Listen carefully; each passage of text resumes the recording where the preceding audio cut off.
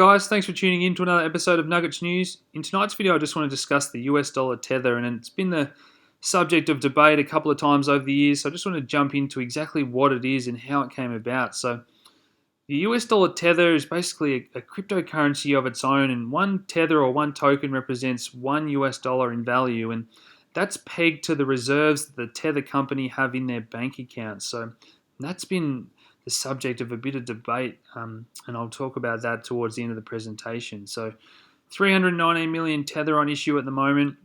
It came about because a lot of exchanges were having issues dealing with US dollars, and if anytime you go in and out of US dollars, it opens up a big can of worms to do with compliance issues, legal issues, know your customer, anti-money laundering policies, and for that reason, a lot of exchanges will just sit their customers' funds in US dollar tether and price their coins in the USDT. So over the years, we have seen banks have issues with their,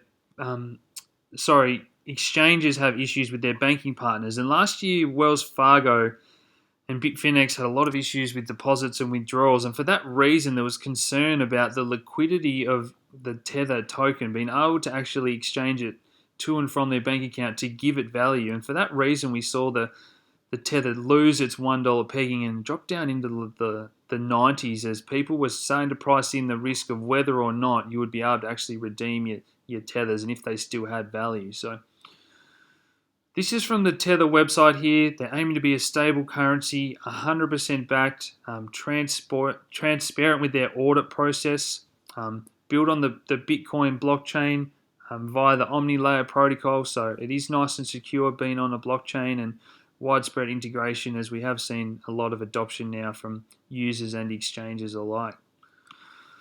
Now, this is from their wallet page, and what it shows here is the assets and liabilities, so Tether on issue, and that the debate's been around whether or not they do have that 319 in their bank account with their banking partners, so that if there's ever a liquidity crunch and everyone rushes to sell or exchanges need to sell a lot of Tether, are they going to be able to pay customers out? And is that process going to be nice and fluent, or are banks going to create issues again and putting those deposits and withdrawals on hold? So because of those laws that I've mentioned. So here's another website you can, if you ever need to check out, the omnichess.info, which gives a real-time report of the number of Tether tokens that are actually on issue at a given point in time. So here's the article I want to jump into today from Cointelegraph. So this is the part that's worrying for a lot of users from the legal section of the Tether website. So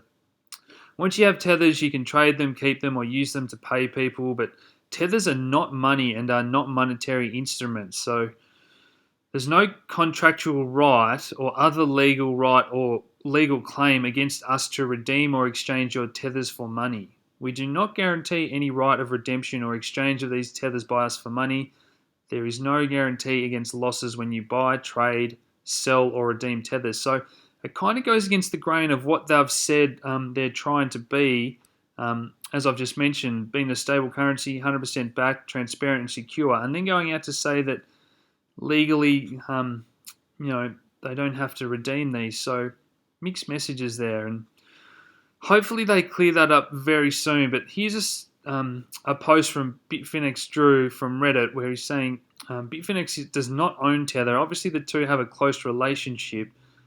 They don't own Tether. It's a sister company with a minority percentage of overlap. And questioning the banking issues, he's saying institutional customers are regularly moving hundreds of thousands or even millions of dollars in and out of fiat to and from the Bitfinex exchange to the Tether bank account. So he's saying that the audit will be complete this year. It's currently under that coming soon status, which is what's worrying people. And he's put out the bet to anyone that wants to take it, 5 Bitcoin, that the Tether's audit process will be in fact completed this year. And that's going to relieve a lot of nerves, I think, for the people that are worried whether or not this is 100% backed and if they can afford to pay everyone out if everyone decides to sell their Tether. So that lack of transparency is the bit of the issue, and people just trying to get their head around exactly how this all works and how it's come about. And I don't think this is a case of funny money. I don't think they'd continually issue Tethers without having them backed Okay, it'll be one of the greatest scams of all time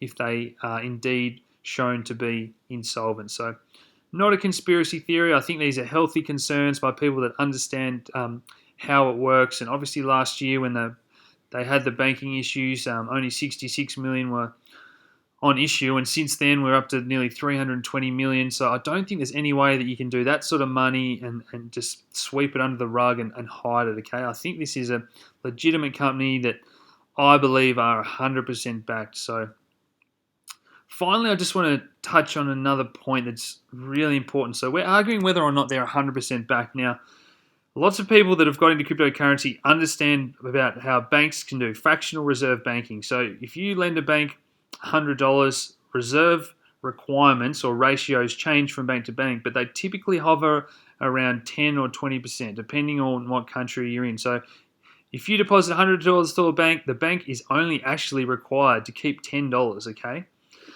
Now, this opens up a lot of issues, and that's why central banks and bankers fear bank runs. So if 10 people with $1,000 all go to a bank, in theory, they should have $10,000 in case all the customers want to withdraw their money at once, okay? And this is the issue here, being 100% backed. Now, in the real world, banks aren't required to keep 100%. So if those 10 people that deposited $1,000 all go to the bank to withdraw that money, the bank may only have $1,000 in reserve, so 10%. So only one of those people can get paid, and the other 9 don't. So this just dives into a greater debate I could talk about for hours, and a lot of you guys will be aware of this if you got into cryptocurrency, about how the financial system is only fractionally backed, and they allow to lend out with only keeping a minority in their reserve requirements. So the fact that we're debating whether or not this is 100% backed, in the real world, banks only keep 10%, okay?